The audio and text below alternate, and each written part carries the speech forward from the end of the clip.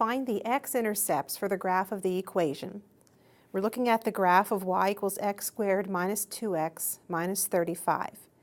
The x-intercepts are these points here and here, where the graph crosses the x-axis. At that point, y is 0.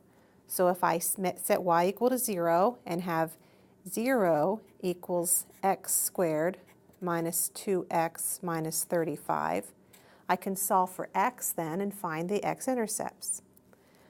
I solve by using the principle of zero products. First, factoring of 0 equals x minus 7 times x plus 5.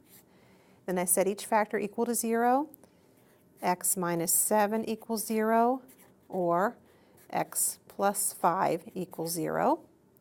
Solving for x equals 7, or x equals negative 5. Now, we're asked to find the x-intercepts, so we want to put points for this.